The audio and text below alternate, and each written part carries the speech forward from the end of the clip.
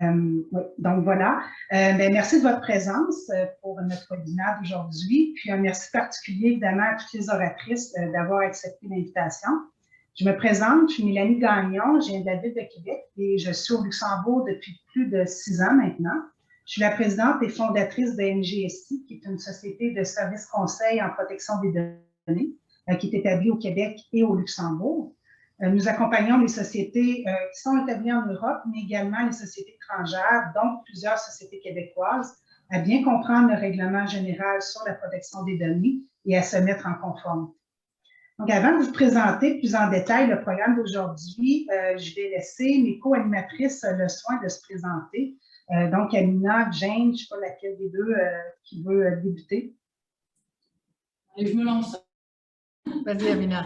Bonjour à tous. Alors, je me présente, je suis Amina Kawa, je suis avocate au barreau de Québec et de Versailles et je suis associée au sein du cabinet Sopège qui se trouve à Paris, qui est spécialisé en conseil en entreprise, donc tout ce qui est achat, cession, pacte d'actionnaires et en droit des affaires. J'exerce moi particulièrement dans la protection des données à caractère personnel et en contentieux et j'accompagne également aux côtés de Mélanie pour certains dossiers des entreprises donc, françaises et québécoises dans leur mise en conformité et notamment sur le volet juridique et particulièrement sur la rédaction des contrats en matière de protection des données à caractère personnel. Voilà, moi c'est Jane Murphy, je suis comme Mélanie de la ville de Québec. J'habite en Belgique depuis un peu plus de 28 ans.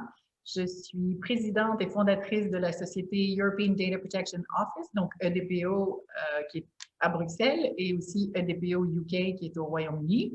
Et je suis vraiment ravie d'être ici aujourd'hui pour vous parler du RGPD. Donc, je recède la parole à Mélanie pour commencer le programme très chargé d'aujourd'hui. Parfait. Donc, je vais partager mon écran.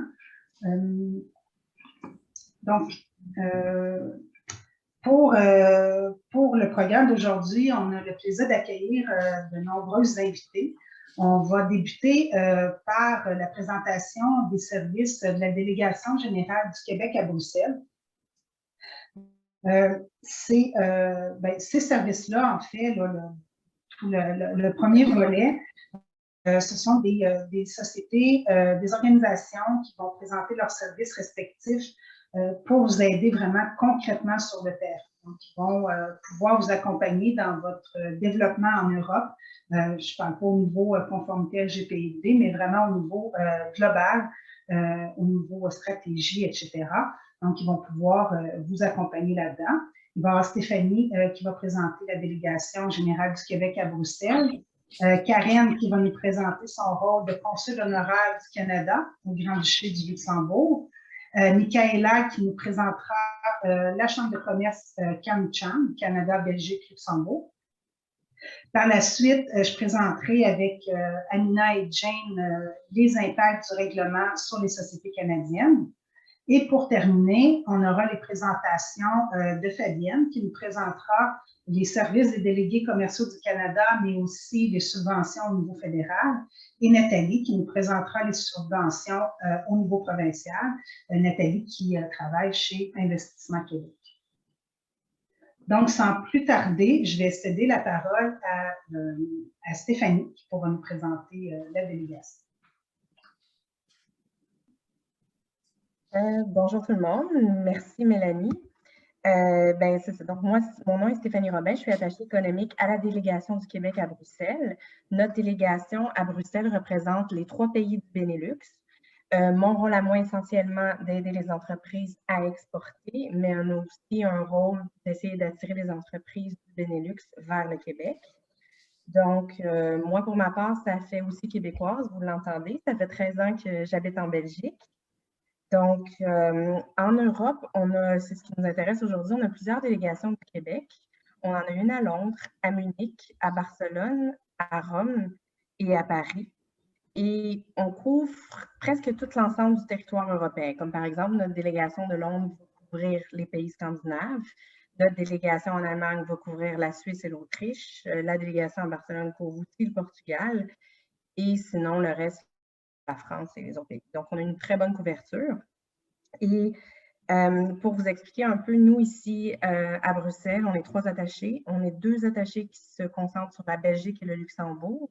Et on a une attachée qui est spécifique pour le marché des Pays-Bas. Elle est d'ailleurs basée aux Pays-Bas, mais elle relève de notre délégation du Québec. Et notre rôle, en fait, c'est vraiment d'aider les entreprises à exporter. Qu'est-ce qu'on fait concrètement? Ben, on a plusieurs services. C'est sûr que les entreprises, bon, ça arrive, mais normalement, les entreprises ne nous contactent pas directement. Le guichet unique, c'est vraiment Investissement Québec International. D'ailleurs, on a une présentation d'Investissement Québec là, qui va suivre plus tard. Donc, ça, c'est vraiment la porte d'entrée pour les entreprises québécoises. Parce qu'en fait, nous, on est vraiment un pays, on a des services dans notre pays, mais Investissement Québec peut vraiment présenter aux entreprises la panoplie de leurs services que vous allez découvrir aujourd'hui plus tard. Et nous, en délégation, quand l'entreprise est prête à exporter, qu'est-ce qu'on fait? C'est essentiellement, notre rôle est très commercial. Donc, on aide les entreprises à trouver des partenaires, à trouver des clients potentiels. On peut donner des informations stratégiques sur les marchés aussi. On peut référer à des spécialistes comme, par exemple, Mélanie, ou s'il y a des questions, des avocats, on a des listes. On peut aussi donner certains conseils logistiques. On est aussi impliqué dans les projets d'innovation. On peut aussi aider pour aussi des organisations d'événements, faire de la promotion de vos succès sur le territoire, mais aussi, par exemple, qu'une entreprise veut organiser une rencontre à notre délégation, on a des salles pour ça, on peut offrir ça. Bref, notre offre de service est assez flexible, il suffit de demander, puis on s'adapte très bien. Et, ben, je pense que ça résume là, vraiment notre offre de service. Donc, ben, je vais céder la parole à Karen. Merci Stéphanie et bienvenue au Luxembourg tout le monde. On n'a pas beaucoup de soleil ici, mais notre bienvenue est toujours chaleureuse. Je suis le consul honoraire ici du Canada à Luxembourg. Je suis Karen Waters, j'habite à Luxembourg depuis plus que 30 ans. Avant d'être le consul honoraire, j'étais un associé fiscal dans un Big Four. Alors, j'ai travaillé beaucoup avec les entreprises. Maintenant, je suis plus en contact pour vous ici au Luxembourg, pour les citoyens, pour les professionnels, pour les différentes sociétés. Mon rôle est vraiment comme un généraliste et je reste comme un point de contact pour faire les liens avec vous et avec les sociétés ou les agents ici au Luxembourg qui peuvent vous aider votre parcours ici au Luxembourg. Je travaille étroit avec les networks ici, comme le délégué, comme la Chambre de commerce, comme le Trade Service du gouvernement du Canada. On est vraiment votre network et votre famille qui vous sort du Canada pour arriver ici en Europe. Alors, vraiment, je suis ici pour partager vos aventures en Europe et aider pour avoir les bons contacts dans le marché Luxembourg, qui est vraiment petit et en place où tout le monde connaît tout le monde. Alors, pour avoir les bonnes connexions, c'est vraiment facile. Alors, je vous invite de nous visiter et je suis contente de te voir. Merci. Mihaela, votre tour.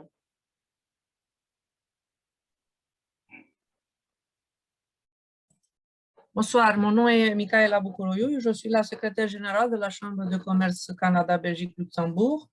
J'avais aussi une petite présentation juste pour vous donner après les coordonnées et rester en contact parce que les quelques minutes ce soir ne seront pas suffisantes pour vous présenter la Chambre. Mais en quelques mots, la Chambre de commerce CanCham représente tout d'abord une jeune chambre de commerce de 76 ans ou 76 pour ceux qui parlent français et pas le belge.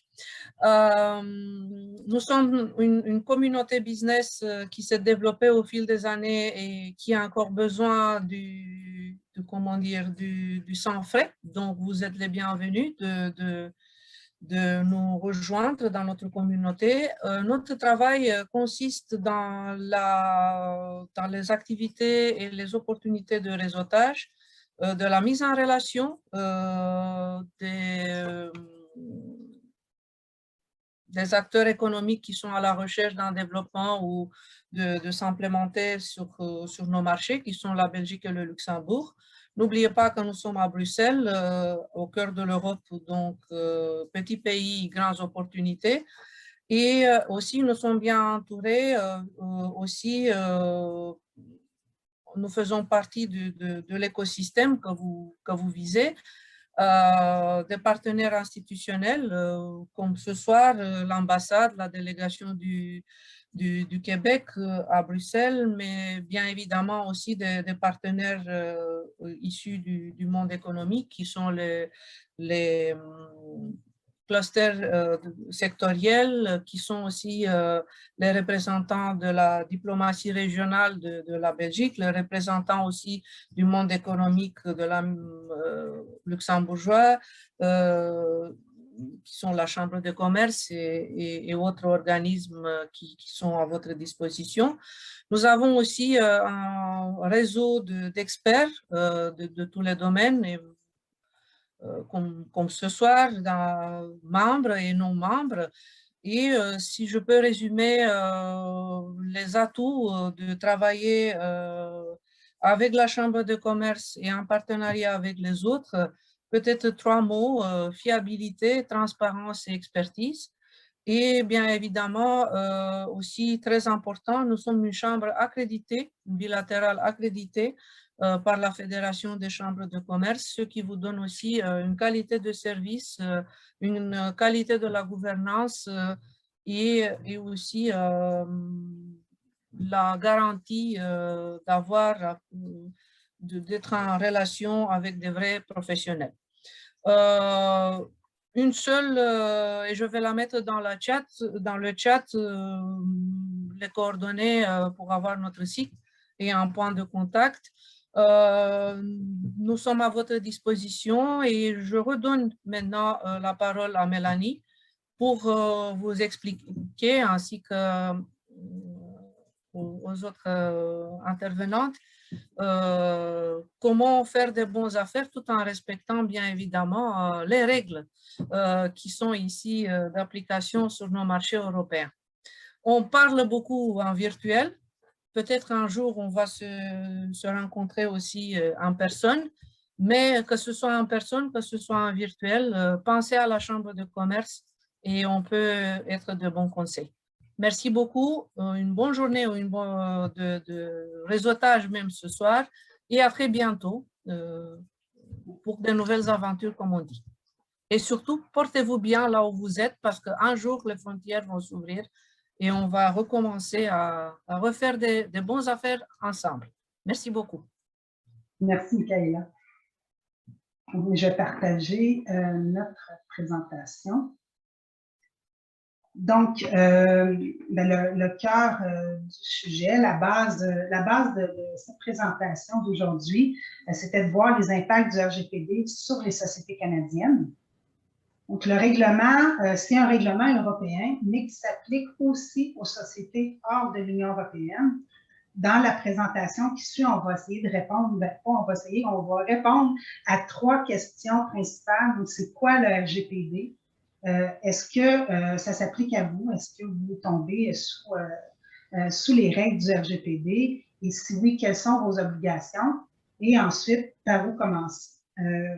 Donc, n'attendez pas à la fin de la présentation. Si vous avez des questions, vous pouvez les poser dans le chat et on pourra y répondre au fur et à mesure. Comme ça, on va répondre aux questions dans le sujet même. Donc, je vais laisser la parole à Jane pour débuter la présentation. Merci, Mélanie. Mais comme vous entendez, j'ai un gros camion de pompiers qui passe exactement en même temps. Vous m'entendez? Un bon timing. 2 petites secondes. Désolée, c'est ce qu'on appelle la loi de Murphy. Hein? Bon. OK. Donc, le Règlement général sur la protection des données, RGPD, mieux connu en anglais, vu les anglicismes ici en Europe, c'est le GDPR.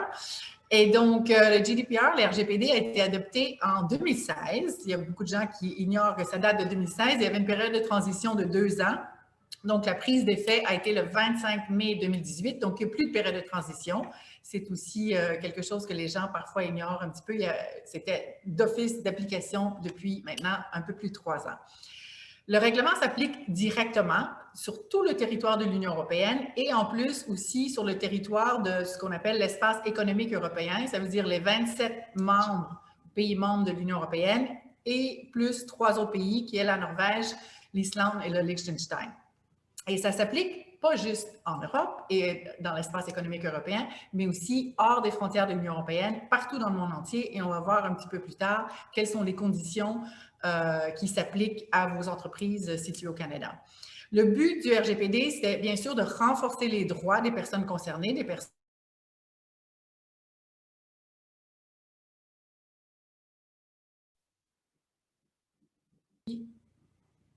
Voilà, vous m'entendez? Oui. Oui.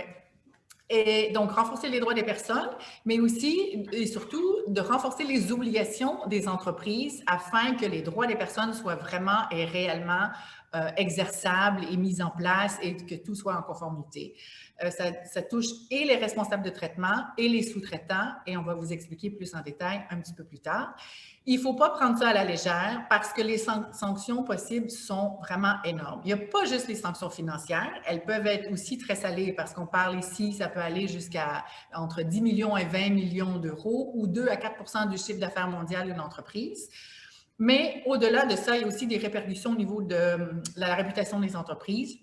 Et les autorités de protection des données peuvent aussi avoir d'autres sanctions en plus des enquêtes, des investigations. Elles peuvent bloquer le flux des données entre l'Europe et le Canada et vice-versa et imposer beaucoup d'autres sanctions. Donc, il faut vraiment être attentif à l'étendue du champ d'application du RGPD.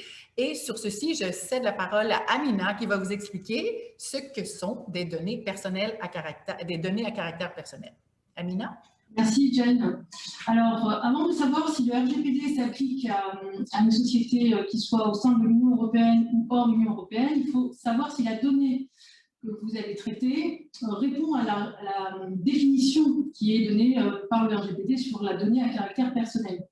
Alors, la donnée à caractère personnel, c'est toute information, quelle que soit sa nature, et son support qui se rapporte donc, soit à une personne physique identifiable directement, donc directement, c'est-à-dire qu'on peut l'identifier de manière directe, donc le nom, le prénom, l'adresse courriel nominative, une photo, ou qui se rapporte à une personne physique identifiable indirectement, donc c'est par référence à des données, par exemple, de localisation, matricule, des empreintes génétiques, des identifiants en ligne, l'adresse IP, ou par référence à un ou plusieurs éléments propres à son identité physiologique, culturelle, sociale, économique. Voilà, vous avez toute une série d'éléments qui sont posés par le RGPD. C'est également toute information qui se rapporte à une personne physique identifiable par recoupement d'informations. Donc, c'est une troisième catégorie, par exemple, si on dit c'est le fils du notaire qui habite au 1232 rue Sainte-Catherine, donc on peut facilement en fait, arriver à l'identification de cette personne, et dès lors ça rentre dans la définition de la donnée à caractère personnel.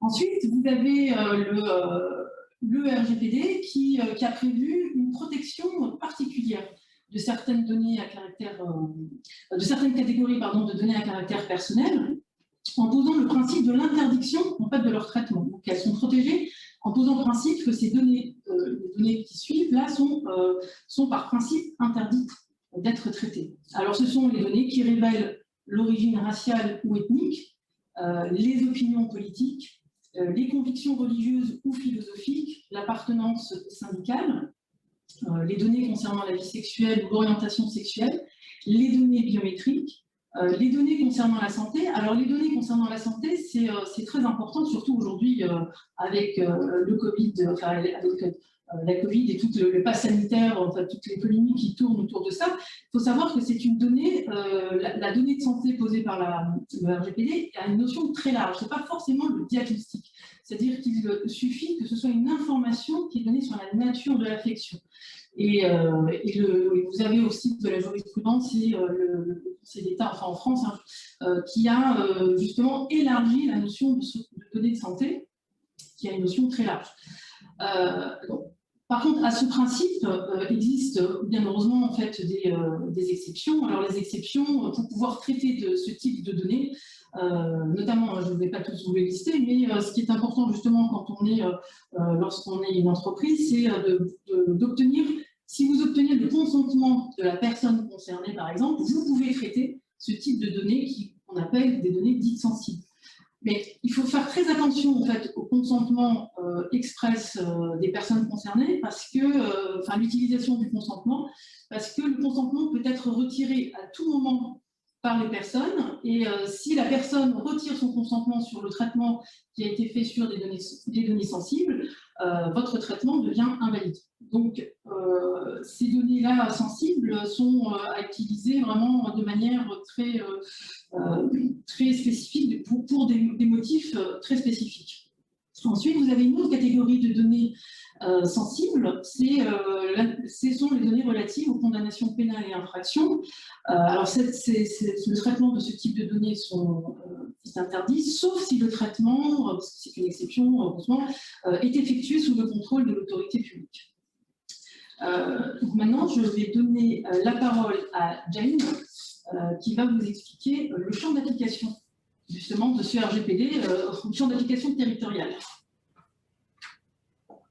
Merci. Donc, on a dit au tout début, règlement européen, comment et pourquoi un règlement européen pourrait s'appliquer à votre entreprise au Canada. Bien, on va regarder ensemble les différentes conditions. Elles sont assez simples sur papier, mais un petit peu plus compliquées au cas par cas. Et on va vous donner des exemples concrets pour vous aider à déterminer si, dans votre cas, c'est le cas, justement. Donc, le RGPD s'applique aux personnes qui se trouvent en Europe. Ici, ou sur le territoire de l'espace économique européen. Mais ici, il faut faire bien attention parce que, contrairement à ce qu'on pense de façon assez générale, c'est qu'il n'y a pas de critères de nationalité, de citoyenneté ou de résidence. Ça veut dire que n'importe quelle personne qui se trouve en Europe au moment où elle donne ses données à une entreprise, cette entreprise-là, sauf exception, va tomber sur le champ d'application du RGPD. Donc, on a donné ici, par exemple, une personne canadienne qui vient en vacances en Europe, lorsque les frontières seront ouvertes, évidemment, et qui donne ses données à une entreprise au Canada, bien, cette entreprise au Canada devra donner une protection suffisante aux données parce qu'elle tombera probablement dans le champ d'application du RGPD. Donc, ça, c'est la première condition. Ça s'applique aux personnes qui se situent sur le territoire de l'Union européenne. La deuxième condition, c'est que l'entreprise doit offrir des produits ou des services à des personnes qui se situent en Europe. Mais offrir des produits ou des services, c'est une notion qui est très large parce que ça veut dire offrir même gratuitement. Donc, ça comprend aussi les associations sans but lucratif, ça comprend les charités, etc. Donc, il n'est pas obligé d'avoir un paiement et ce n'est pas obligé d'avoir un but lucratif. Donc, toute entreprise qui offre des produits ou des services en Europe ou qui surveille le comportement des personnes. Et ici, typiquement, ce qu'on vise, c'est, par exemple, si on met des cookies sur son site Internet, mais on récolte des données parce que l'adresse IP est considérée aussi comme une donnée personnelle. Donc, encore ici, le champ est très large. Donc, comment savoir si votre entreprise tombe dans le champ d'application? Mélanie va maintenant vous donner des exemples très concrets à analyser pour voir si ces différentes conditions s'appliquent à vous. Mélanie? Oui. Oui, merci Jane. Oui, bien, la grande question, c'est est-ce que le RGPD s'applique à votre organisation? Donc, c'est une question assez cruciale, évidemment. Il y a plusieurs questions qui vont permettre de vérifier l'applicabilité du règlement sur votre société. Une seule réponse positive ne permet pas à elle seule de déterminer si oui ou non vous devrez vous conformer. Il faut vraiment analyser l'ensemble de votre situation. Donc, on a plusieurs questions. La première, c'est si, comme Jane l'a mentionné, si vous faites la promotion de vos services à des personnes sur le territoire de l'Union européenne, par exemple par le biais d'un site web. Donc, évidemment, toutes les sociétés ou presque ont un site web maintenant qui est accessible de partout dans le monde. Et d'avoir un site web accessible partout ne veut pas dire que vous faites la promotion de vos biens et services à des personnes en Europe.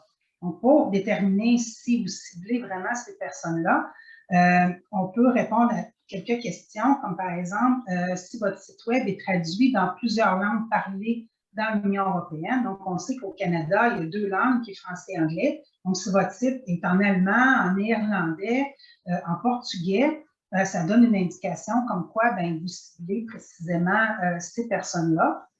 Est-ce que vous utilisez un nom de domaine européen? .be pour la Belgique, l'Allemagne, .lu pour le Luxembourg. Si vous acceptez le paiement en euros ou en d'autres monnaies européennes, et si vous faites la livraison en Europe, est-ce que les personnes sur le territoire de l'Union européenne peuvent compléter des formulaires de contact, postuler à un emploi ou encore s'inscrire à une infolettre? Si vous suivez le comportement des personnes sur votre site web par le biais de cookies, puis ici les cookies, on parle vraiment de, pas des cookies de session ou des cookies fonctionnels, c'est vraiment pour tracer les personnes, pour avoir des analyses prédictives de comportement, par exemple, regrouper ou recueillir de l'information sur les préférences, les habitudes, etc. Mélanie, désolée de t'interrompre, parce que je vois qu'il y a une question spécifique là-dessus dans le chat. C'est est-ce que les adresses IP, non, ce n'était pas concernant ça, mais les adresses IP, les cookies et tout ça, ça se regroupe un petit peu. Est-ce que les adresses IP de la corporation est considérée comme IP privée? Si on est capable de savoir à qui c'est lié, parce qu'il y a des ordinateurs au travail qui peuvent être accessibles par plusieurs personnes, ou si c'est vraiment le poste de travail de la personne, c'est considéré comme une donnée à caractère personnel. Oui. Il y a certaines organisations, pas que l'ordinateur est accessible par tout le monde, mais que l'adresse IP ou l'accès est masqué. On ne peut pas nécessairement savoir qui a consulté quoi. Là. Je ne sais pas si Amina, au niveau légal, tu peux compléter. On parle aussi, oui, alors après, l'adresse IP est considérée comme une donnée à caractère personnel lorsqu'elle est reliée, on peut relier en fait à l'identification d'une personne. Donc, s'il y a un nom qui apparaît derrière, on peut retrouver le nom, oui, c'est une donnée à caractère personnel. Maintenant, quand c'est professionnel, il faut voir après à quoi c'est relié. Oui, et la clé, c'est toujours aussi, c'est en utilisant des moyens raisonnables aussi. Il ne faut pas être un expert pour... c'est vraiment, est-ce qu'on peut identifier la personne sans trop pousser dans les recherches pour que ça soit une donnée personnelle? Une autre question, on va vous revenir dans 3-4 minutes quand Mélanie va avoir terminé cette partie. Parfait. Donc, pour la suite des questions, si vous avez des employés en Europe, ensuite, si votre organisation agit pour le compte d'une autre organisation européenne, à ce moment-là, si vous êtes sous-traitant d'une société qui est située en Union européenne, vous allez devoir vous conformer. Pourquoi? C'est parce que la société qui est en Europe a l'obligation d'avoir des sous-traitants qui sont conformes, donc qui vont offrir des garanties suffisantes et qui vont pouvoir démontrer qu'ils sont conformes au règlement. Et il va devoir avoir un contrat entre les deux, donc entre la société en Europe et le sous-traitant, permettant notamment d'auditer la conformité de la société. Donc ça, on a eu beaucoup de clients qui étaient sous-traitants au Québec de sociétés en Europe et elles doivent se conformer et mettre leurs activités là, conformes pour pouvoir être sous-traitées. Le règlement ne s'applique qu'aux activités qui traitent des données à caractère personnel. Par exemple, si vous ne recrutez pas en Europe et que tous vos employés sont au Québec, à ce moment-là, tous les processus entourant la gestion des ressources humaines, du recrutement jusqu'à la fin de l'emploi, ne devront pas être conformes au règlement parce que ce sont vraiment des activités qui se déroulent seulement au Québec. Par contre, si vous recrutez des personnes en Europe, comme c'est souvent le cas de sociétés québécoises qui vont recruter, surtout dans le domaine IT, ils recrutent en Europe. Donc, tout le transfert, tous les échanges, les CV reçus, etc., tout ce processus de recrutement-là devra être conforme au règlement. Donc, si vous déterminez que vous tombez dans le champ d'application du règlement, On va voir maintenant avec Jane, avec Amina, je crois, quelles sont vos obligations spécifiques en tant qu'organisation hors Union européenne. Alors, moi, je vais aborder le transfert de données à caractère personnel. Alors, le transfert de données à caractère personnel est un traitement. Et puis, toute entreprise aujourd'hui est amenée à transférer des données. L'exemple le plus parlant, c'est l'hébergeur de données. Lorsqu'une entreprise donc, transfère ses données vers un hébergeur afin de stocker, de stocker en fait, les données par exemple, de leurs salariés. Alors, le RGPD, il a fixé une interdiction de transférer ces données de personnes qui se situent sur le territoire de l'Union européenne vers un pays tiers. Donc, dès lors que, par exemple, vous faites appel à un hébergeur qui se trouve à un pays hors Union européenne, le principe est l'interdiction.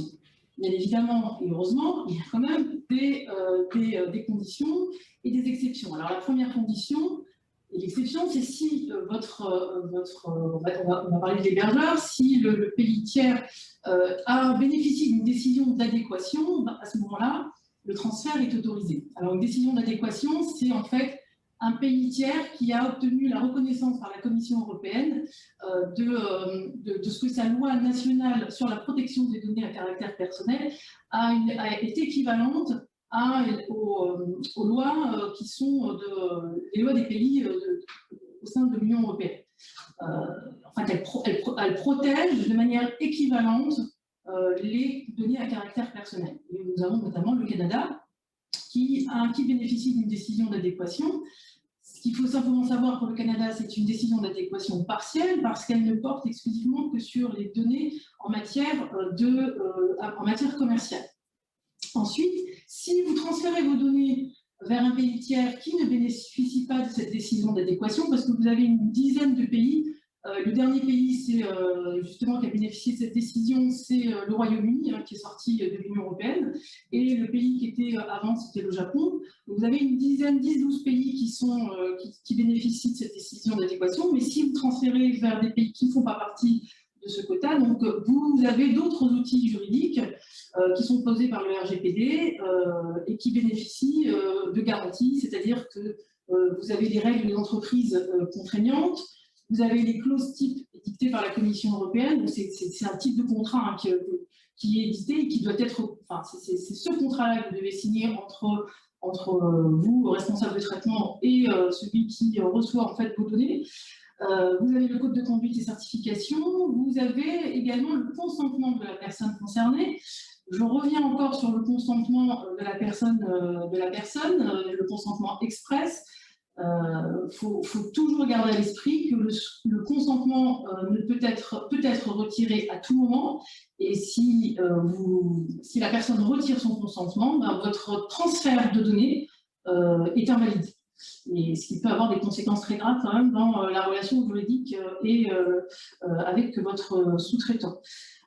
Et puis vous avez également, si vraiment vous ne pouvez bénéficier, vous ne pouvez utiliser aucun de ces outils, ben, la seule chose à faire, c'est de demander l'autorisation à l'autorité de contrôle nationale afin de vous permettre de transférer les données vers un pays tiers. Donc, je vais donner, pardon, excusez-moi, je vais donner la parole à. Je crois que Merci, Amina.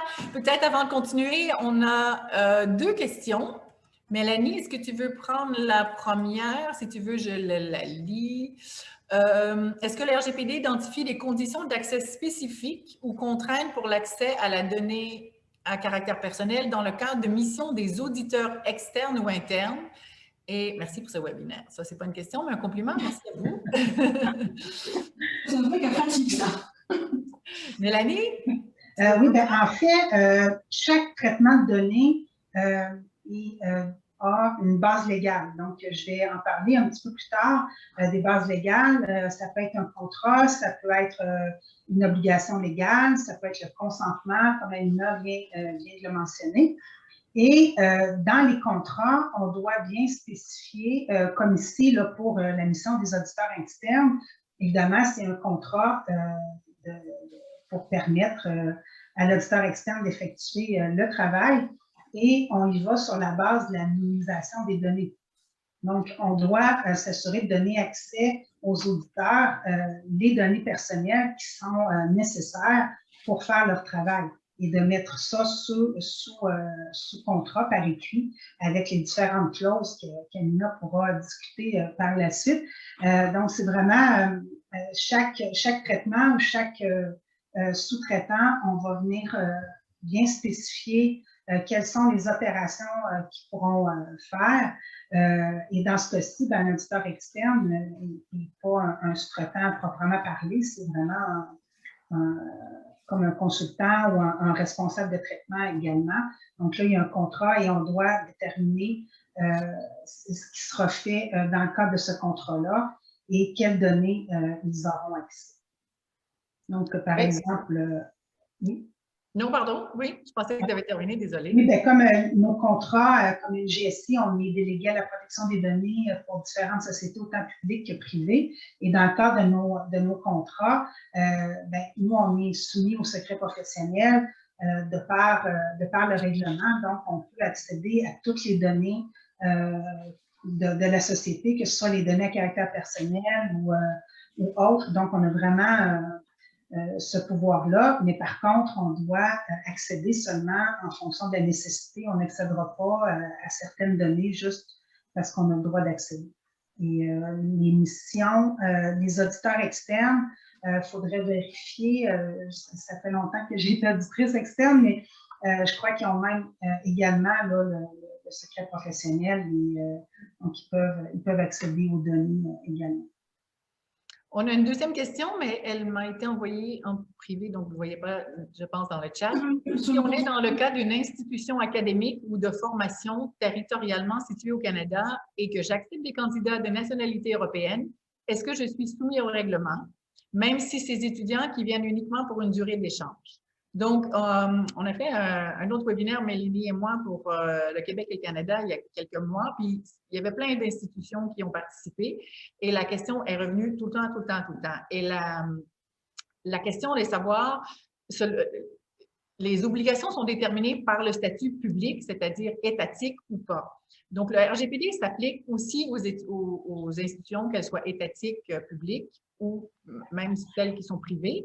Après, il va y avoir des différences d'obligations, mais ça ne change rien. Une institution comme une entreprise commerciale tombe dans le champ d'application du RGPD et il n'y a pas de différence pour savoir si les personnes viennent uniquement pour un échange. Imaginez que les personnes et les candidats ne viendraient même pas pour l'échange, ne se déplaceraient pas. Imaginez que les voyages ont été annulés à cause de la COVID, par exemple, mais vous avez récolté quand même les données de personnes qui se situent en Europe. Donc, à ce moment-là, vous tombez de toute façon dans le champ d'application du RGPD et vous devez faire le nécessaire pour être en conformité. J'espère que ça répond à votre question. Ensuite, Mélanie, Amina, il y avait une autre question, encore sur le consentement. Le consentement est-il demandé de façon plus éclairée? Le consentement aux cookies est présentement demandé, mais l'utilisateur n'a pas conscience en ce moment de ce à quoi il consent en soi. Donc, quelle est la définition du consentement? C'est très d'actualité. Peut-être, Amina, tu veux prendre ça? Alors, le consentement, il doit être express. Ça veut dire que la personne doit être informée de manière express, c'est-à-dire qu'on doit devoir justifier qu'on lui a bien indiqué à quoi elle s'expose, quels sont ses droits et surtout quels sont… enfin, si vous voulez, c'est une information complète qui doit être formée en fait à la personne. Concernant les cookies, il y a en effet en ce moment énormément de jurisprudence sur le consentement et en principe, la politique des cookies doit mentionner toutes les informations à l'égard de la personne, enfin de celui qui va sur le site. Alors maintenant, si les entreprises, ça doit être de manière très claire, donc ça ne doit pas être juste fouillis dans plein de clauses où on ne comprend rien, parce que tout ça, ça veut dire que la personne, enfin l'entreprise n'est pas en règle avec le RGPD. Donc là, la définition du consentement, c'est quelque chose de… En fait, la personne doit savoir à quoi elle consent en allant en fait sur tel site de savoir qu'elle va avoir des publicités sur son ordinateur, que ces données vont être transférées sur un serveur à l'étranger, etc., etc. En fait, elle doit être informée de tout. Maintenant, si la société ne le fait pas, on peut déposer une plainte. Oui, et en fait, c'est ce que il y a un activiste qui s'appelle Schrems, Max Schrems, c'est lui qui est à la source de deux arrêts, pardon, de la Cour européenne de justice et qui ont développé un outil qui permet de faire, excusez l'anglicisme, un scraping de sites Internet. Je ne sais pas si quelqu'un peut me dire le terme en français de ça, mais c'est-à-dire qu'il vérifie les sites Internet et des entreprises partout dans le monde et portent automatiquement plainte si les cookies ne sont pas conformes. Et pour être conformes, ils ont, eux, en tout cas dans cet outil-là, ils ont utilisé c'est-à-dire une définition très, très restreinte, très restrictive. Ça veut dire que accepter et refuser les cookies doit être aussi facile, hein, l'une méthode ou l'autre, et ça doit être très, très clair. Et on ne peut pas, ça c'est de toute façon, les autorités de protection de données ont été très claires à ce sujet, qu'on ne peut pas, comme on faisait à l'époque, c'est que si on continue de visiter le site sans accepter ou refuser, qu'on accepte implicitement. Ça, c'est absolument terminé. Et je pense que de toute façon, on pourrait faire un autre webinaire que sur les cookies, mais de façon générale, faites bien attention parce que c'est de plus en plus sanctionné et par les autorités et par les différents tribunaux. Aujourd'hui en France, si je peux juste rajouter, en France, les sites web ont l'obligation de mettre accepter, refuser ou continuer en ayant refusé les cookies, alors qu'avant vous aviez accepté ou enfin vous n'aviez pas trop de choix, c'était pas très très clair. Aujourd'hui sur les bandeaux de cookies, les bandeaux de web, pardon, on doit être très clair, on doit proposer le refus des cookies. Et justement, parlant de ça, pardon Mélanie, tu voulais intervenir ou tu voulais lire la troisième? Non, je voulais dire qu'il y avait d'autres questions dans le chat, mais qu'on pourrait y répondre à la fin parce que je voyais le temps filer aussi par rapport à la présentation. Donc, on pourra y répondre au fur et à mesure. Oui, ça va. OK. Donc, ce qui nous amène aux obligations du RGPD pour les entreprises hors Union européenne. Ici, on parle d'une obligation spécifique qui s'appelle, que nous, on a dénommé l'obligation oubliée. Parce que quoi? Parce qu'elle est oubliée. Et la raison pour laquelle elle est oubliée, c'est qu'elle ne s'applique qu'aux entreprises hors Union européenne. Donc, toutes les lignes directrices, tous les formulaires et tout ce que vous avez reçu comme conseil de mise en conformité a toujours été basé et targeté, ou en tout cas, j'essaie de parler sans utiliser des anglicismes, je suis vraiment désolée, mais on est tellement habitué en Europe d'utiliser ça. Tout ce qui a été dirigé vers les entreprises en Europe ne contenait pas cette obligation de nommer un représentant parce que les entreprises en Europe n'ont pas besoin de représentants. Alors, on appelle ça l'obligation oubliée et il faut vraiment faire attention parce que c'est une sanction énorme si vous oubliez de nommer votre représentant. Quand devez-vous nommer un représentant? Donc, on a vu que l'application du RGPD hors territoire européen, c'est si vous offrez des produits ou des services à des personnes qui se situent en Europe ou si vous faites le suivi de leur comportement via, par exemple, des cookies. Vous tombez dans le champ d'application du RGPD et donc, si vous n'avez pas d'établissement en Europe, vous devez nommer un représentant. Il y a quelques petites exceptions. Par exemple, si vous êtes une entreprise publique, ça me ramène à la question tout à l'heure sur les institutions d'enseignement au Canada sont généralement publics, donc pas besoin de nommer un représentant, mais il y a une obligation de nommer un délégué à la protection des données. Mélanie va vous en parler un petit peu plus tout à l'heure. Et donc, l'obligation, ça c'est la première exception.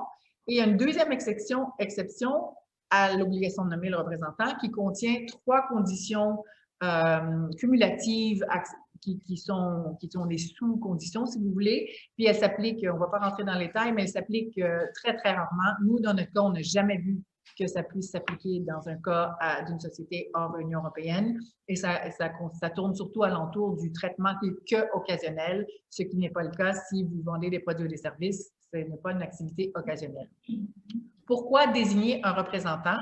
Eh bien, pour résumer, c'est un peu pour dire, c'est pour rendre la vie plus facile du côté européen. Ça veut dire que le représentant agit comme point de contact pour les personnes qui se situent en Europe, donc les personnes concernées, qui veulent faire exercer leurs droits en vertu du RGPD. Donc, au lieu d'être obligé j'allais dire dealer, est obligé de se tracasser des réseaux horaires différents, des langues qui peuvent être différentes qu'elles ne maîtrisent pas en Europe, ben, elles vont contacter le représentant parce que vous allez être obligé de mettre les coordonnées de votre représentant sur la politique de vie privée qui se trouve sur votre site. Donc, et les personnes concernées et les autorités de protection des données, si elles ont des questions par rapport à la façon dont vous traitez les données des personnes qui se situent en Europe, vont regarder sur votre site, vont aller voir qui est le représentant et vont nous contacter à la place ou en plus de vous contacter vous.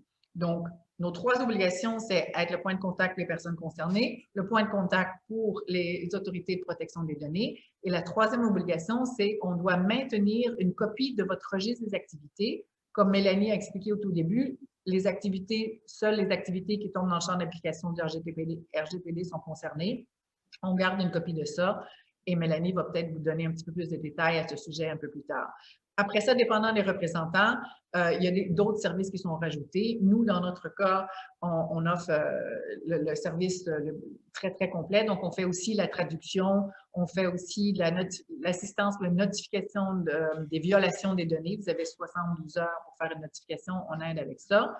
Et il faut savoir qu'on est aussi possiblement conjointement et solidairement responsable avec nos clients s'il y a une violation de données de leur côté. Donc, c'est vraiment quelque chose auquel il faut faire vraiment attention, la mise en conformité avec le RGPD, et pour nous et pour vous, parce que les sanctions peuvent être très importantes.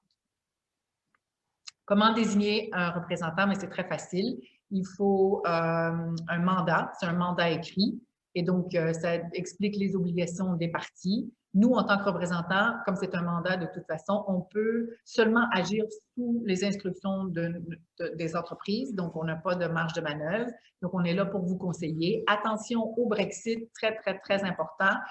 Au Royaume-Uni, maintenant, ils ont fait un copier-coller du RGPD européen. Ça s'appelle le UK GDPR et il existe exactement la même obligation dans le UK GDPR, de nommer un représentant. Donc, en principe et en théorie, si vous êtes une entreprise canadienne, c'est possible que vous deviez nommer 2 représentants, un au Royaume-Uni et un en Europe. Donc, vérifiez bien si vous tombez dans le champ d'application des 2. Et la dernière chose, c'est qu'il ne faut pas confondre le représentant RGPD avec le délégué à la protection des données qu'on appelle plus souvent le DPO ou le DPD en français. Mélanie va vous expliquer la différence un petit peu plus tard. Donc, je passe la parole, je crois, à Mélanie maintenant. Merci, Jane. Maintenant, je vais vous présenter les principes relatifs à la protection des données. Je vais les présenter vraiment brièvement et dans la présentation que nous allons vous envoyer, vous allez avoir le détail de chacun des principes. Donc, maintenant, en 1h15, ce n'était pas possible de couvrir tout en détail. Donc, le premier principe, c'est la licéité, loyauté, transparence. Donc, chaque traitement, on doit s'assurer d'avoir une base légale. Par exemple, le contrat, le consentement de la personne. La transparence, qui rejoint une des questions qu'on avait dans le chat, c'était est-ce qu'on doit donner de l'information aux personnes par courriel ou sur les sites web? Et la réponse est oui. Donc, on doit fournir à la personne concernée de l'information au plus tard au moment du traitement ou au moment de la collecte. Donc, si vous avez un formulaire contact sur votre site web, vous devez avoir une notice d'information, une notice de confidentialité sur le site web qui va mentionner ce que vous allez faire avec les données, pourquoi vous les collectez, combien de temps vous allez les conserver, etc. Donc, il y a vraiment une liste détaillée dans le règlement d'informations à donner aux personnes au plus tard au moment de la collecte. Ensuite, limitation des finalités, c'est qu'on doit déterminer la finalité lors de la collecte. Si vous avez un jeu concours avec une adresse courriel pour pouvoir aviser la personne qu'elle a gagné le prix, ben, si vous voulez utiliser le courriel pour lui envoyer une infolettre, ben, à ce moment-là, vous devez demander le consentement. La même chose pour le webinaire. Vous avez donné votre adresse courriel pour vous inscrire au webinaire. Et on vous a posé la question, est-ce que vous acceptez de recevoir de l'information de la part des organisateurs? Donc, si vous avez coché oui, vous allez recevoir de l'information, ça va nous faire plaisir. Et ceux qui ont coché non, ben, vous ne recevrez pas d'autres communications. Je vais vous envoyer quand même la présentation, mais vous ne recevrez pas de promotion d'MGSI ou de DPO ou d'ANINA. Donc ça, c'est le principe des finalités. Minimisation des données, c'est qu'on ne collecte que les données nécessaires. Un formulaire de contact sur un site web, on n'a pas besoin de la date de naissance de la personne ou de l'adresse postale seulement pour poser une simple question sur les services de la société. Donc, on peut demander l'adresse email, évidemment, mais toutes les autres informations, c'est superflu. L'exactitude, s'assurer de traiter des données exactes. Souvent, on va appeler les organisations publiques qui vont vérifier avec nous si on a encore la même adresse, le même numéro de téléphone, etc. Limitation de conservation. Chaque donnée personnelle ou chaque document, on doit déterminer une durée de conservation. Par exemple, les contrats au Luxembourg, on doit les conserver 10 ans. Les CV, il n'y a pas de règles légales, il n'y a pas d'obligation légale. C'est selon l'utilisation en interne. La Commission nationale de la protection des libertés, la CNIL en France recommande maximum 2 ans. Donc, il faut toujours avoir une durée de conservation établie et on doit la divulguer, on doit la mentionner aux personnes concernées. L'intégrité, confidentialité, mais c'est la sécurité, évidemment, c'est de s'assurer que seulement les personnes habilitées puissent modifier l'information et qu'on seulement les personnes qui peuvent y accéder au niveau de la confidentialité puissent le faire. Ensuite, la responsabilité, Amina va en parler un peu plus en détail, c'est de s'assurer d'être conforme et de pouvoir le démontrer. Donc, les sociétés, que ce soit les responsables de traitement ou les sous-traitants, ils doivent pouvoir, documenter leur conformité et pouvoir le prouver aux autorités de contrôle en cas d'audit ou en cas de problème.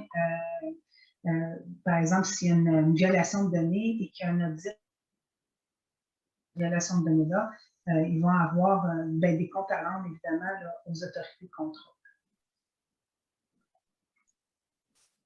Ensuite, on a, je pense qu'il y a quelques informaticiens qui nous écoutent, protection des données et sécurité. Le règlement, je le rappelle, c'est une approche basée par les risques. Donc, on doit appliquer les mesures appropriées en fonction des risques, en fonction des activités de la société.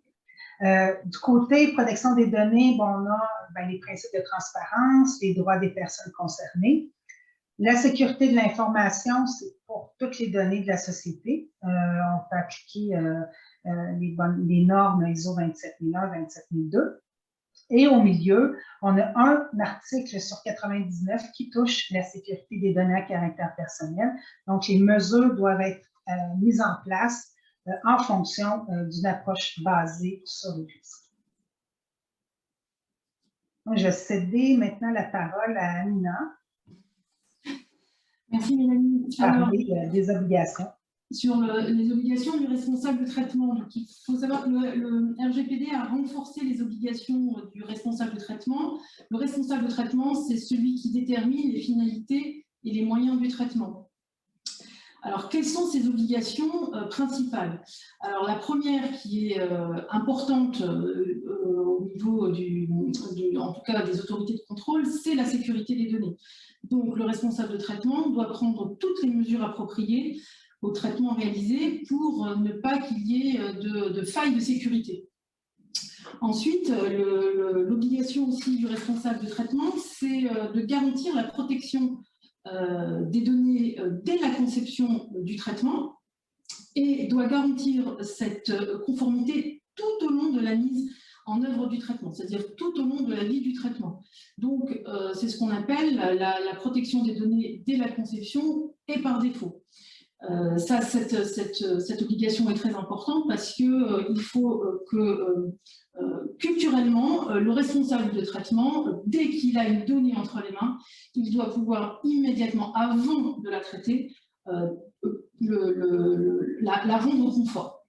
Ensuite, d'ailleurs, vous avez un autre outil qui justement démontre, qui oblige le responsable de traitement à garantir la protection des données dès la conception, c'est l'analyse d'impact. Alors l'analyse d'impact, elle doit être menée lorsque le traitement est susceptible d'engendrer un risque pour les droits et libertés des personnes concernées. C'est-à-dire que lorsque vous avez l'intention, par exemple, de permettre l'ouverture des portes de votre entreprise par des données, par exemple, biométriques, à ce moment-là, c'est la biométrie, la donnée biométrique est une donnée sensible, et donc il va falloir pouvoir faire une analyse d'impact pour vérifier si l'utilisation de cette donnée pour l'ouverture, par exemple, de la porte est nécessaire et s'il n'y a pas possibilité de faire ouvrir cette porte de manière différente.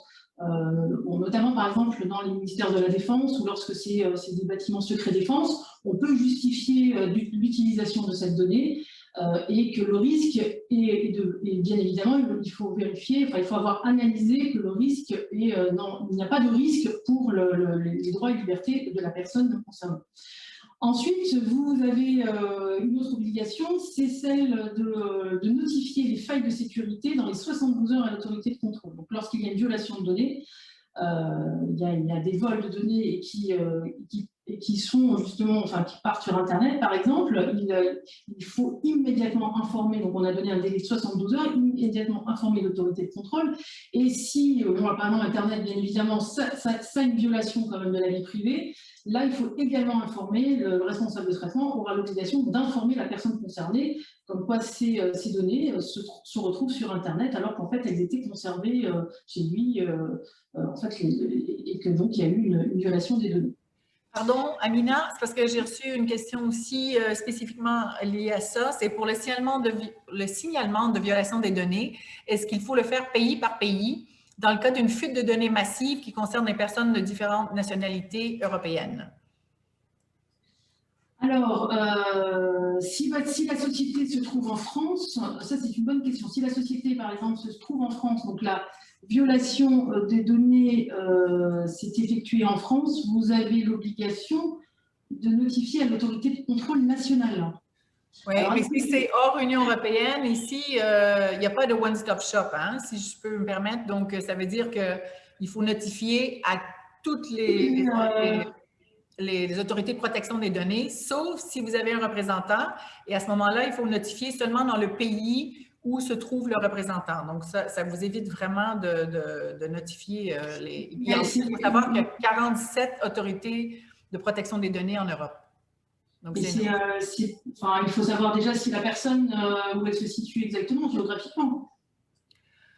Non, il faut regarder c'est-à-dire si tu as une fuite de données d'une entreprise au Canada, par exemple, puis il y a une fuite de données dans son entreprise, à moins que ce soit une activité spécifiquement liée ou que la fuite de données concerne une ou l'autre personne, mais s'il y a une fuite de données puis un site Internet, puis ça concerne indifféremment toutes sortes de personnes dans les 27 pays membres de l'Union européenne, à ce moment-là, il faut notifier les 47 autorités de protection des données, sauf s'il y a un représentant européen, auquel cas on notifie. On peut le faire à sa place. Voilà. D'accord, très bien. Ensuite, il y a une autre, alors il y a d'autres obligations qui pèsent aussi sur le responsable de traitement, c'est l'obligation d'informer les personnes concernées des droits qu'elles détiennent sur leurs données. Alors c'est ce qu'on appelait le droit à l'information.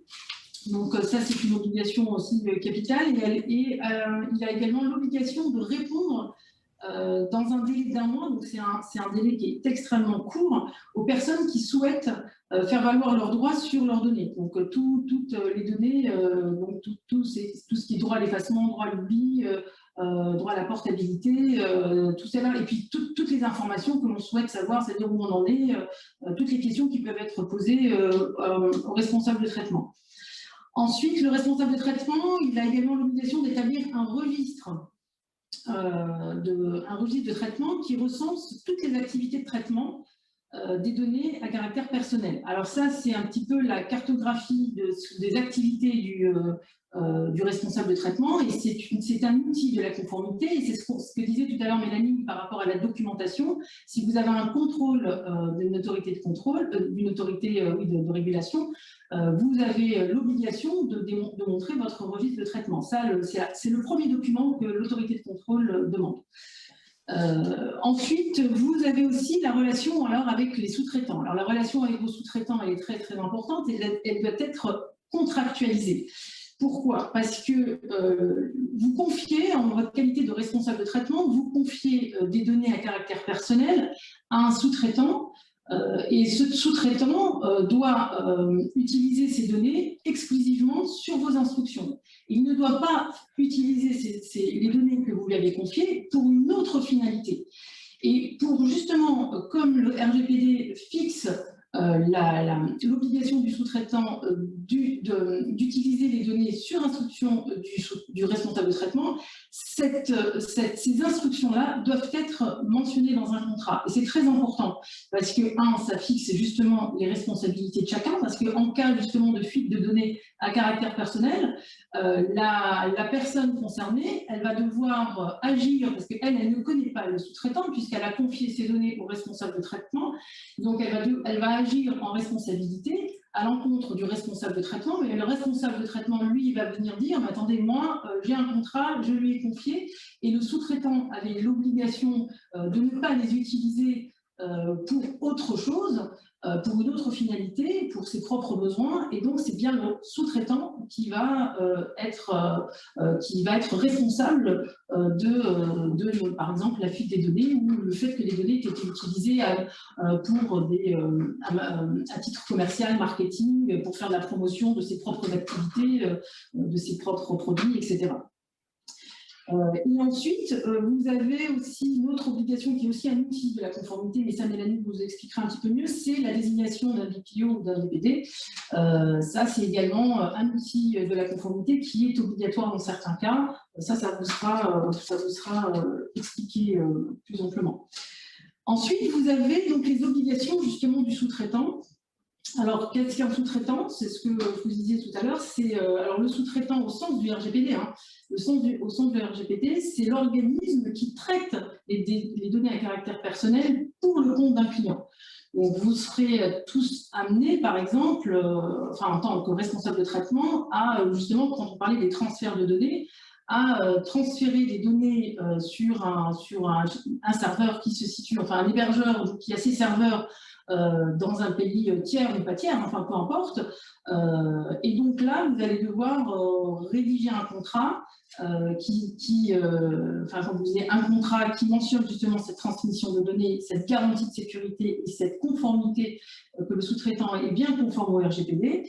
Et notamment, il doit lui également aussi tenir un registre de traitement qu'il effectue pour le compte de ses clients.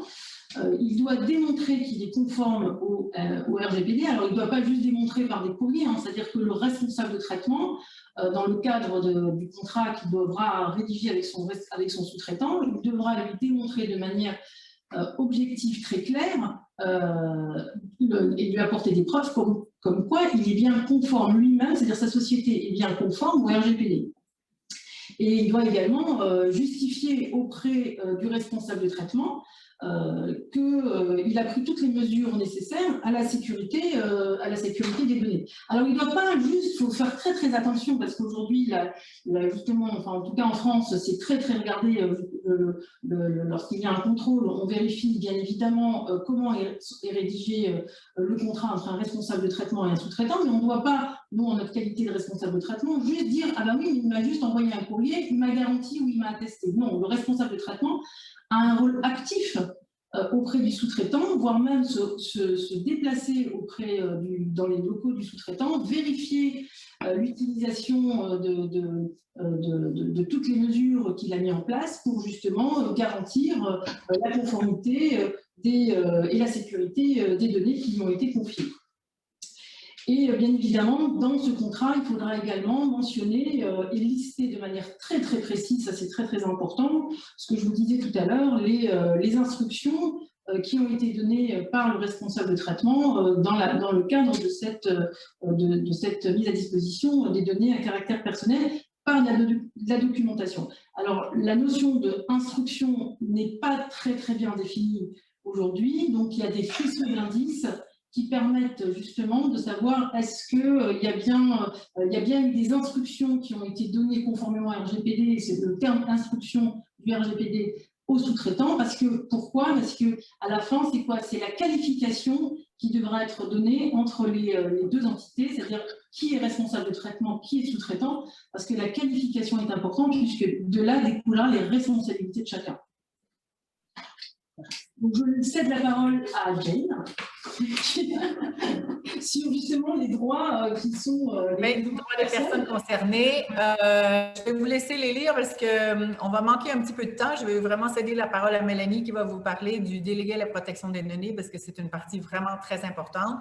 Sachez que les droits des personnes concernées sont énumérés dans le RGPD. Et on voit donc demande d'accès, demande de copie, mais la plus utilisée, le droit le plus utilisé qu'on reçoit, je dirais à 98% du temps, c'est le droit à l'oubli. Donc, les personnes demandent de faire effacer leurs données. Donc, vous devez vraiment vous assurer que dans vos processus internes, vous avez la capacité d'effacer toutes les données et de prouver que vous les avez effacées. Donc, voilà, Mélanie, je te laisse à toi la parole. Parfait. Donc, un petit mot sur le délégué à la protection des données. C'est la personne qui est en charge de la protection des données traitées par un organisme, que ce soit une société publique ou privée.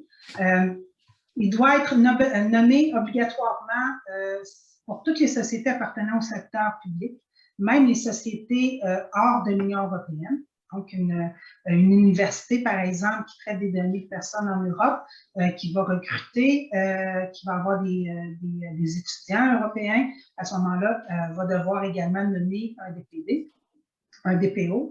Les entreprises qui font un suivi régulier, systématique à grande échelle des personnes concernées. Par exemple, on peut avoir des applications de traçage dans le contexte du COVID, ou encore des sociétés qui vont traiter des données sensibles ou relatives à des condamnations pénales, également à grande échelle. Donc, pour ce dernier critère-là, les règles vont être applicables, peu importe la taille de l'entreprise. Donc, si on a une start-up qui a 2 employés, mais qui a développé une application mobile qui traite des données de santé à grande échelle, va devoir nommer un DPD. Le DPD peut être nommé soit en interne, soit en externe. Et c'est important de mentionner qu'il n'est pas personnellement responsable de la conformité. La conformité, c'est sous la responsabilité du plus haut niveau hiérarchique, que ce soit le président ou, de la société. C'est lui ou elle qui a la responsabilité de la conformité de sa société et non pas le DPO. Je vais l'appeler DPO parce qu'on ne dit jamais DPD. Là, j'ai francisé un peu mes slides. Donc, le DPO, il peut être un salarié ou accomplir ses missions en vertu d'un contrat de service. Donc, MGS, par exemple, on est DPO pour différentes sociétés.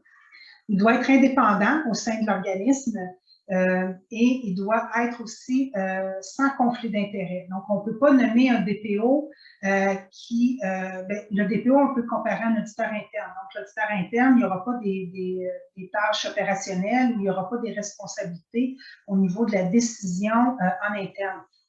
Il va devoir vraiment être indépendant et pas avoir de conflit d'intérêt en interne.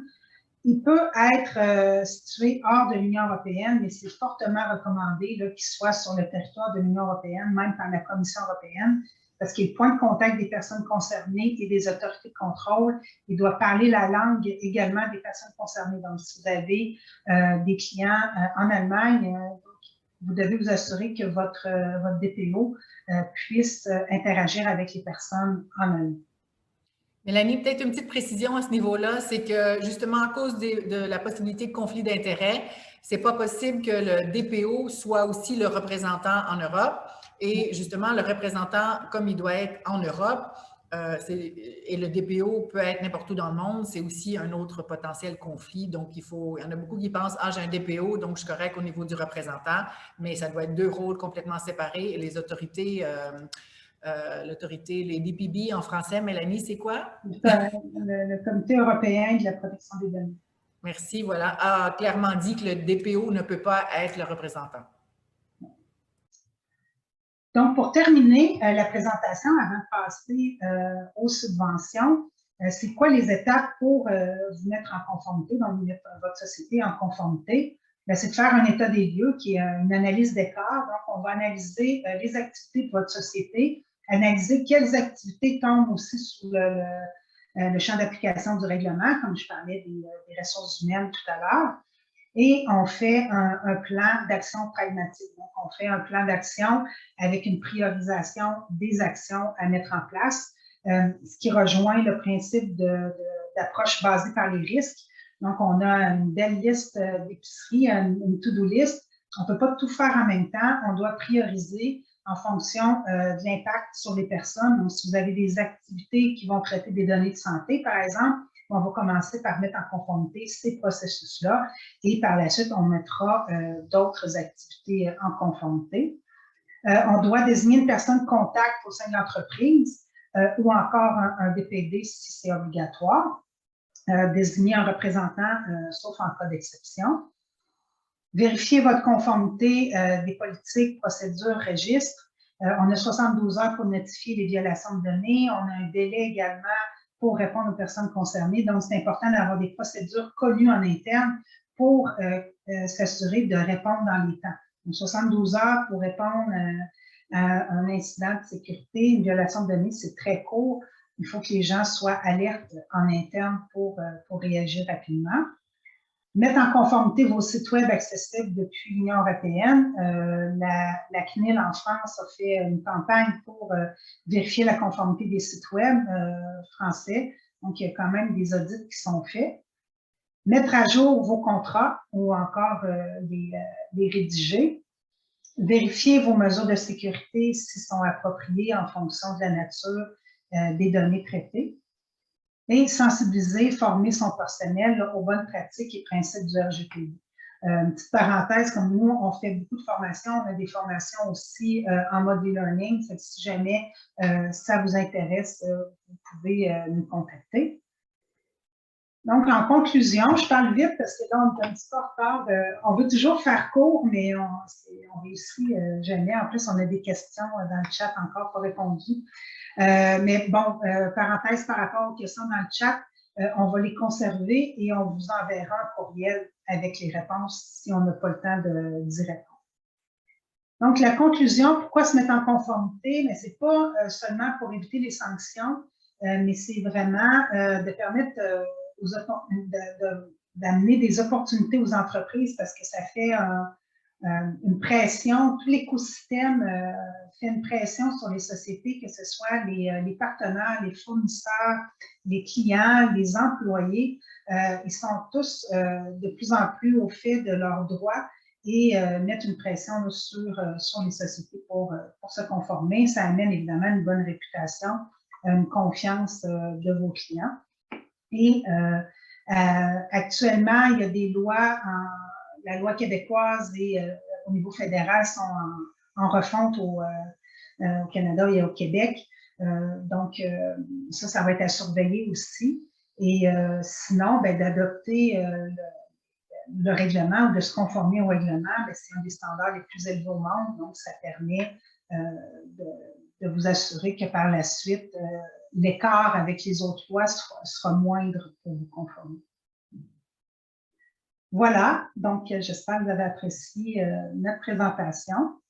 Maintenant, je vais partager la présentation de Fabienne, qui a été patiente, qui a attendu son temps de parole. Donc, je présente. Voilà, donc Fabienne, je te cède la parole. Ok, merci Mélanie. Bonjour à tous et à toutes. Mon nom est Fabienne Decamp, déléguée commerciale du Canada. Il me fait plaisir de vous rencontrer virtuellement et de vous présenter brièvement les services des délégués commerciaux du Canada. grâce à un réseau sur le terrain de plus de 1000 délégués commerciaux au service de 10 000 clients dans plus de 160 points de service et 6 bureaux régionaux au Canada, nous disposons d'un réseau mondial sans pareil qui peut aider les entreprises, en particulier les PME, à croître à l'échelle internationale. Les services du SDC sont gratuits et réservés aux entreprises clientes, c'est-à-dire des entreprises qui ont des liens économiques significatifs avec le Canada, qui démontrent une capacité pour l'internationalisation et un engagement envers celle-ci, qui ont un bon potentiel d'ajouter de la valeur à l'économie canadienne. Et donc, que font les délégués commerciaux exactement? Nous offrons des renseignements clés sur les marchés, des conseils pratiques aux entreprises, ce qui est particulièrement important dans le contexte actuel de pandémie, où les étapes de réouverture diffèrent pour chaque pays et les perturbations et fermetures de la chaîne d'approvisionnement ne cessent d'évoluer. Nous contribuons également à ouvrir la porte à de nouveaux débouchés commerciaux à l'échelle internationale. Et aussi, on trouve des contacts d'affaires qualifiés. Nous aidons à résoudre des problèmes de nature commerciale complexes sur les marchés étrangers. Alors maintenant, je vous parle du programme CanExport, en particulier PME. Une note importante, c'est que le programme est victime actuellement de son succès et donc, depuis le 12 juin, une pause administrative est en cours et reprendra dès l'automne. Donc, il faudra observer le site Internet des délégués commerciaux du Canada pour voir la reprise exactement.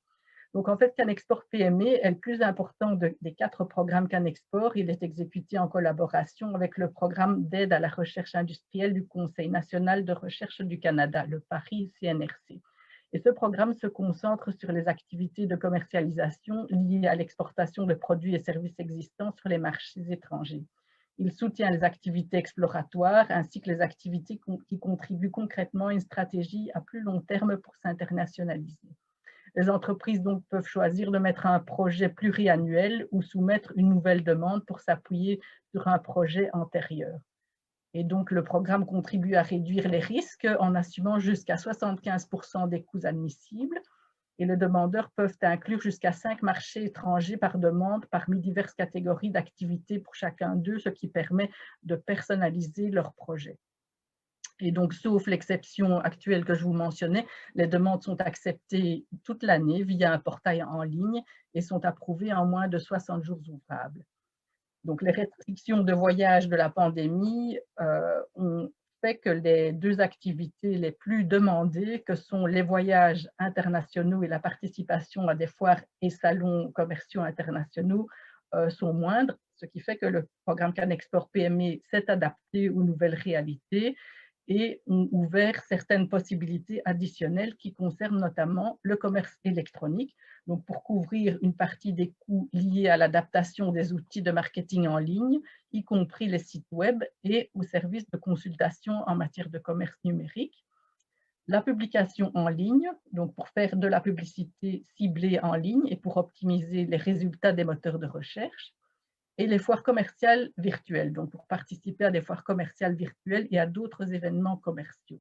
Nous offrons aussi une nouvelle mesure de soutien ciblant les entreprises appartenant à des femmes, des autochtones et des membres des minorités visibles et nous aidons les entreprises à surmonter les nouveaux obstacles commerciaux attribuables à la COVID-19 en absorbant certains coûts liés aux nouvelles certifications et exigences relatives à l'accès aux marchés internationaux.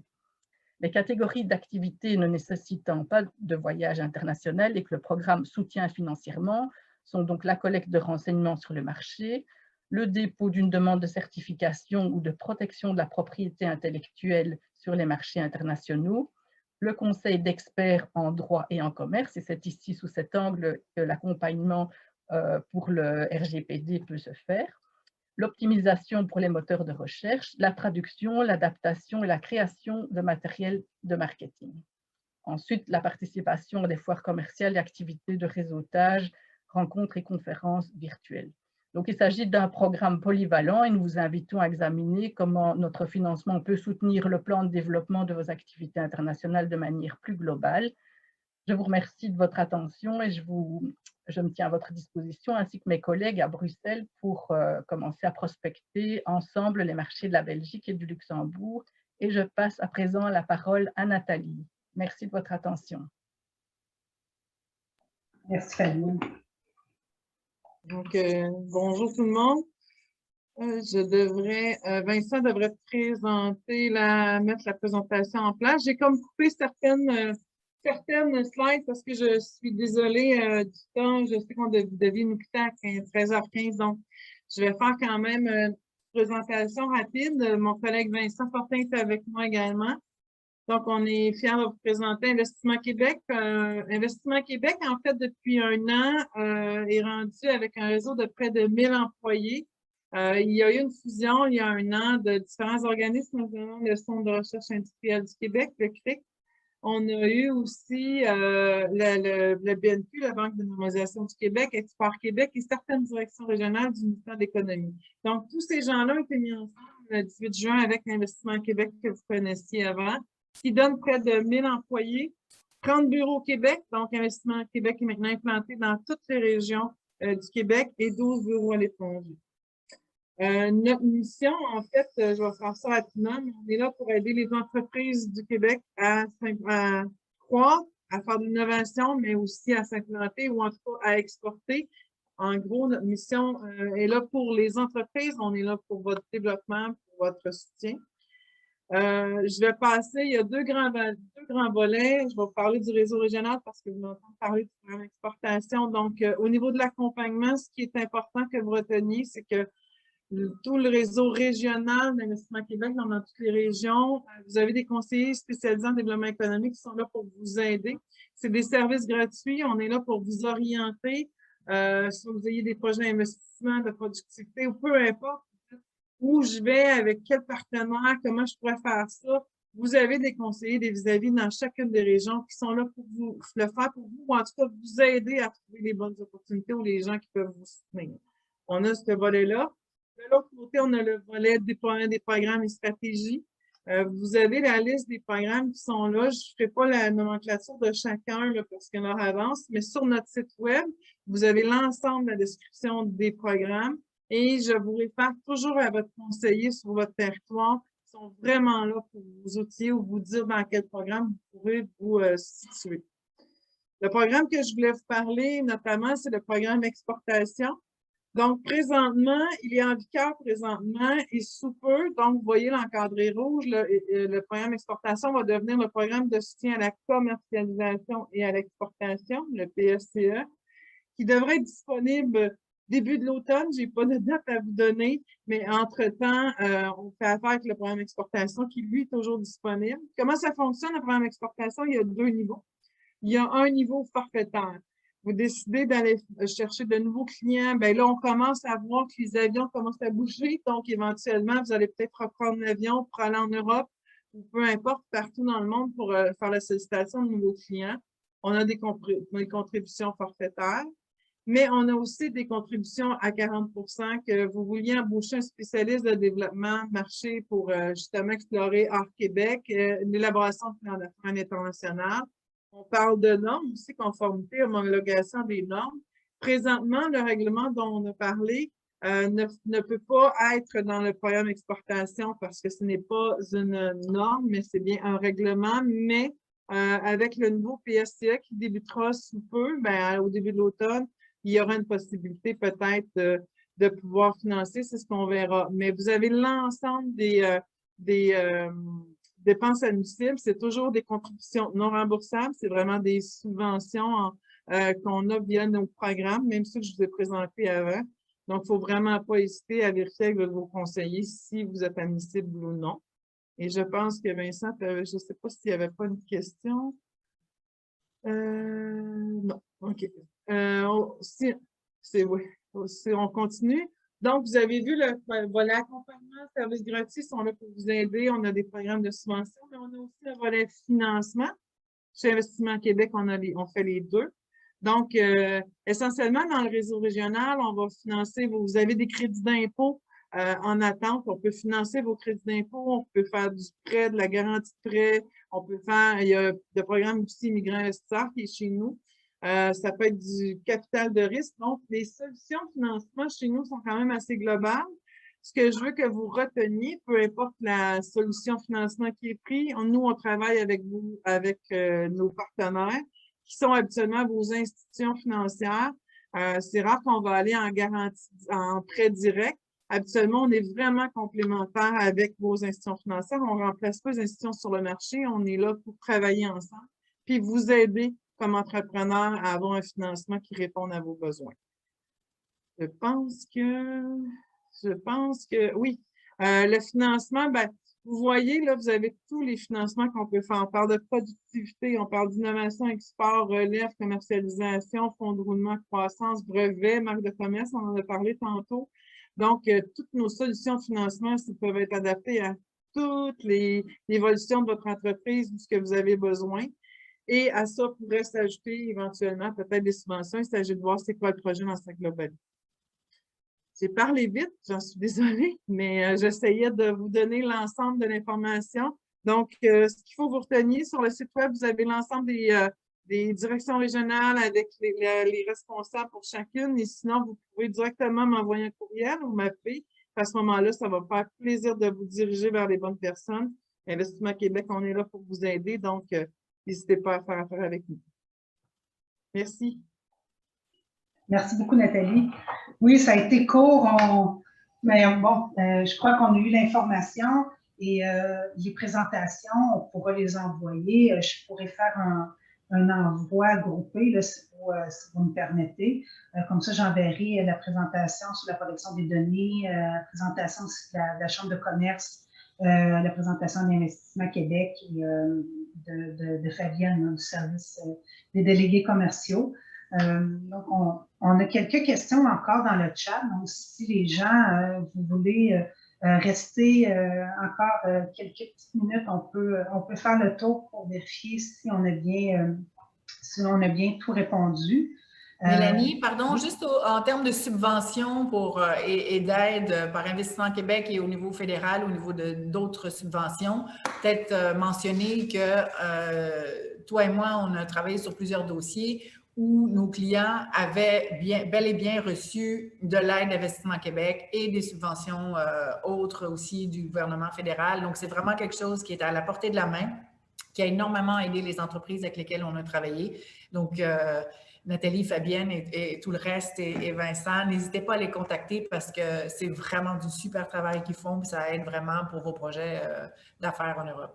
Nous sommes les témoins. Vous avez eu quelques clients qui avaient fait des demandes, notamment à CanExport, pour leur conformité. Bien, en fait, pas pour leur conformité précisément, mais pour l'ensemble du développement de leurs activités en Europe.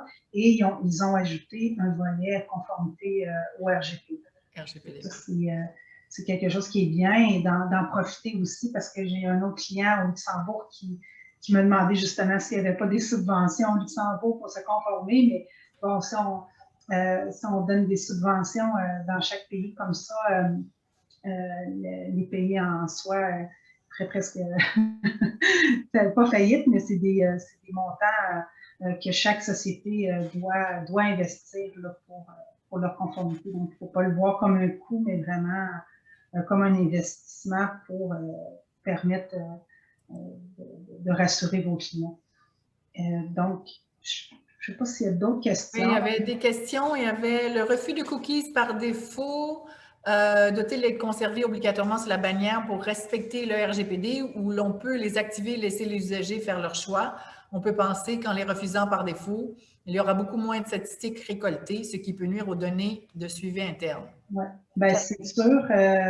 Mais non, on ne peut pas les activer par défaut parce que ça doit être le consentement, ça doit être un acte clair et précis. Donc, c'est pas en décochant, c'est vraiment, il n'y a pas de case précochée. C'est qu'on doit consentir avec une action claire de la personne et ils doivent consentir et non pas refuser s'ils ne veulent pas. Et j'avais vu encore une autre question qui parlait…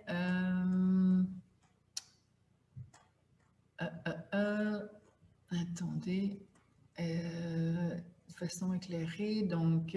ah oui, y a-t-il un message RGPD qui doit être visible sur les courriels ou sites web corporatifs? Oui, ça, je n'avais parlé par rapport à la transparence des personnes. Par rapport au courriel, par exemple, si vous avez si vous permettez aux candidats de vous envoyer des candidatures spontanées par email à une adresse, je ne sais pas, ma carrière au recrutement@mjsi.lu. Vous pouvez avoir un message automatique comme quoi c'est bien reçu avec la notice d'information, entre autres, ou encore la mettre sur le site web et informer les gens par rapport au recrutement. Je pense que c'est tout comme question. Est-ce que quelqu'un veut poser une question verbalement, activer son micro, activer sa caméra? Non, on est bon. Mais de toute façon, tout est enregistré si vous voulez revoir pour réécouter ou écouter les réponses aux questions, pour ceux qui sont partis en tout cas déjà. Et Mélanie, Amina et moi serons ravis de vous envoyer aussi la présentation PowerPoint. Parfait. Puis c'est ça, n'hésitez pas à nous contacter si vous avez des questions. Vous avez nos coordonnées aussi sur LinkedIn.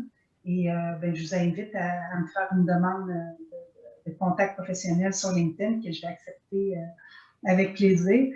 Et je vous invite également à nous faire vos commentaires sur la présentation, le rythme. Je sais qu'on a accéléré un peu vers la fin, mais on en donne souvent de cette présentation-là. Et dépendamment des questions, des fois, ça rallonge un peu les présentations, mais on est ouvert à vos commentaires.